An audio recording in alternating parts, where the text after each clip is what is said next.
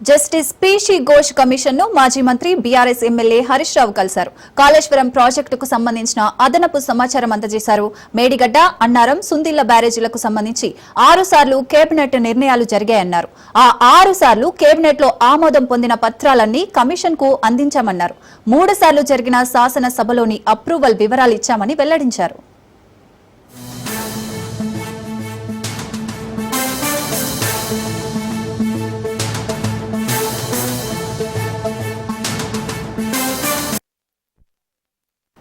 అయితే ఇప్పుడు కమిషన్ కు ఇచ్చిన వాటికన్నా మించి వివరాలు తమతో ఉన్నాయన్నారు హరీష్ రావు. అయితే కమిషన్ కు ప్రభుత్వం పూర్తి స్థాయి సమాచారం అందజేయలేదని తమకు అనుమానాలున్నాయని చెప్పారు. బీఆర్ఎస్ పార్టీ తరపున పవర్ పాయింట్ ప్రెజెంటేషన్ ఇస్తామన్నారు హరీష్ రావు. నీటి వినియోగం, నీటి పంపకం మధ్య తేడా సీఎంకు తెలియడం లేదని ఎద్దేవా చేశారు. నీటి పంపకాలపై ఇటీవల ప్రభుత్వం ఇచ్చిన పవర్ పాయింట్ ప్రెజెంటేషన్ లో సీఎం అబద్దాలు చెప్పారని విమర్శించారు. కేంద్రంతో పోరాడి సెక్షన్ 3ని కేసీఆర్ సాధించారని గుర్తు చేశారు. తెలంగాణకు 299 టీఎంసీల కృష్ణా నీటి కేటాయింపు కాంగ్రెస్ పాపమేనన్నారు హరీష్ రావు. 400 ఏండ్ల కింద కాకతీయ రెడ్డి రాజులు కట్టించిన చెరువులు కూడా ఉమ్మడి కాంగ్రెస్ పార్టీ చేసిందట. ఉమ్మడి ఆంధ్రప్రదేశ్ మన నిజాం నవాబు కట్టిన నిజాం కాలంలో కట్టిన ప్రాజెక్టులు కూడా మేమే కట్టినాం మా కాంగ్రెస్ హయాంలో అని అనగలుపుకున్నాడు. మీరు 20 నెలలు అయింది, ఒక చెరువు తవ్వినరా, ఒక చెక్ డ్యాం కట్టినరా, ఒక కాలువ తవ్వినరా, ఒక్క ఎకరానికైనా కొత్తగా నీళ్లు ఇచ్చిండ్రా? మీరేం చేయకుండా అంత పంట పండిందంటే అది కేసీఆర్ చేసిన ఎఫర్ట్ కదా. మీ హయాంలో ఏమన్నా ఒక ఎకరానికి నీళ్లు ఇస్తే ఎక్కడిచ్చిందో చెప్పండి. ఒక చెరువు కడితే ఎక్కడ కట్టారో చెప్పండి. ఎక్కడైనా ఒక కొత్త ప్రాజెక్టు పూర్తి చేస్తే ఎక్కడ పూర్తి చేశారో చెప్పండి. మరి అలా పంట పండుతుందంటే మా ప్రభుత్వంలో జరిగిన పనుల వల్ల తప్ప మీరు చేసింది అయితే ఇంతవరకు ఏమి కూడా లేదు. ఎందుకంటే ద్రోహాలకు మారుపేరు కాంగ్రెస్ పార్టీ. ఉన్న తెలంగాణను ఆంధ్రలో కలిపింది కాంగ్రెసే, నీళ్లలో తెలంగాణకు అన్యాయం చేసింది కాంగ్రెసే, వందలాది మంది యువకులను పొట్టనబెట్టుకున్నది కాంగ్రెస్. ఒకటి 299/512 ఇది శాశ్వత ఒప్పందం చేసుకున్నారని పదే ఒక అబద్ధాన్ని 100 సార్లు చెప్తే నిజమైద్దనే విధంగా రేవంత్ రెడ్డి గారు, ఉత్తమ్ కుమార్ రెడ్డి గారు వ్యవహరిస్తా ఉన్నారు. బాధ కలిగేది ఏంటంటే తాత్కాలిక నీటి వినియోగానికి, నీటి పంపకానికి తేడా లేకుండా ఈ రేవంత్ రెడ్డి గారు మాట్లాడుతూ ఉన్నారు. నీటి వినియోగం అనేది కేఆర్ఎంబీ చేస్తుంది, నీటి పంపకం అనేది ట్రిబ్యునల్ చేస్తుంది. నీటి వినియోగం అనేది ఆ సంవత్సరానికి మాత్రమే పరిమితం అవుతుంది. నీటి పంపకం అనేది శాశ్వతమైనటువంటిది. మీరేం చెప్తారు?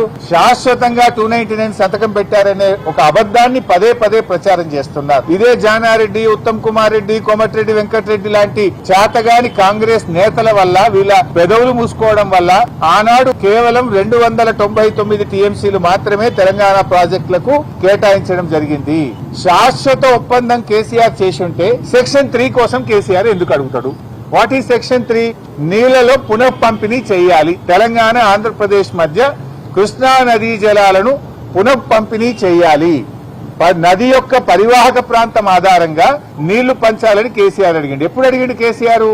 రాష్ట్రం ఏర్పడ్డ 42వ రోజు అడిగిండు. జూలై 12వ తేదీ నాడు ఢిల్లీలో సెక్షన్ 3 కింద నీళ్లు పంపిణీ చేయండి, మాకు 299 ఇచ్చి అన్యాయం చేశారు, ఆ తెలంగాణకు 69% నదీ పరివాహక ప్రాంతం ఆధారంగా నీళ్లు కేటాయించాల్సిందే, ఇది మా హక్కు అని కేసీఆర్ రాష్ట్రం ఏర్పడ్డ 42వ రోజు వేశాడు.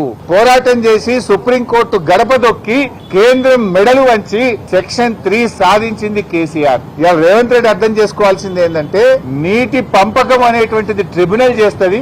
ఆ ట్రిబ్యునల్ ను సాధించింది కేసీఆర్.